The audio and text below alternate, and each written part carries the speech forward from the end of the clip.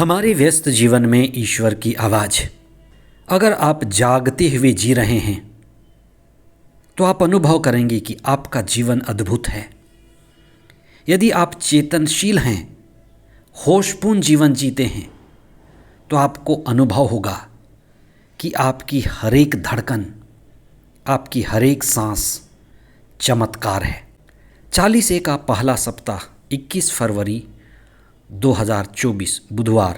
पहला पाठ नबी योना का ग्रंथ अध्याय 3 पद संख्याएं 1 से 10 तक और संत लूकस का सुसमाचार अध्याय 11 पद संख्याएं 29 से 32 तक। संत पौलुस कुरिन्थियों के पहले पत्र में कहते हैं, यहूदी चिन्ह और चमत्कार मांगते हैं और यूनानी प्रज्ञा चाहते हैं, पर हम क्रूसित मसीह का प्रचार करते हैं। ये बात संत पौलुस ने इस विषय पर कहा है कि लोग सत्य को सुनना नहीं चाहते, सत्य को अपनाना नहीं चाहते, सत्य से दूर भागते हैं। चिन्ह और चमत्कार मन को आकर्षित करते हैं। यहूदियों को एक बीमारी थी, दिमागी बीमारी। चमत्कार चाहिए और चमत्कार चाहिए। आज भी कितने लोग चमत्कार के पीछे जाते हैं, क्योंकि लोग चमत्कार चाहते हैं, इसलिए लोग चमत्कार दिखाते भी हैं।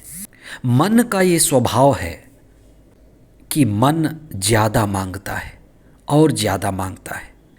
ईसा ने अपने कार्यकाल में कई चिन्ह, चमत्कार और चंगाई किए, जो यह जानने और समझने के लिए पर्याप्त था कि वे ईश्वर के द्वारा भेजे गए सेवक हैं। ईसा के कार्यों के द्वारा ईश्वर के राज्य के उपस्थित होने की झलक दिखाई दे रही थी, लेकिन यहूदी मानने के लिए तैयार नहीं, यूनानी समझने के लिए तैयार नहीं थे। यहूदियों ने ईसा से और आग्रह किया कि उन्हें और चिन्ह दिखाएं, उन्हें और चमत्कार दिखाएं, स्वर्ग से आने का प्रमाण दें। ईसा ने कहा कि तुम्हें और कोई चिन्ह नहीं दिया जाएगा, क्योंकि तुम लोग विधर्मी हो। वे अंधे हो गए थे। ईसा के उस पीढ़ी को विधर्मी कहने का क्या अर्थ है? एक ऐसी पीढ़ी जो अच्छाई और सच्चाई से भटक गई है, सत्य से दूर है। ऐसी पीढ़ी जो अच्छाई के लिए बदलना नहीं चाहती, बदलाव के लिए तैयार नहीं है, हृदय परिवर्तन के लिए तैयार नहीं है, सिर्फ चिन्ह, चमत्कार और बाहरी बातों में उत्सुक और रुचि रखती है। बहुत सारे लोग इकट्ठे हो रहे थे रोटी खाने के लिए, बीमारों को चंगे होते हुए देखने के लिए। ईसा ने कहा और चिन्ह और चमत्कार नहीं दिया जाएगा। और ईसा ने 2 पुरानी बातें कही, 2 उदाहरण दिए जिसे उस समय के लोग अच्छी तरह से परिचित थे।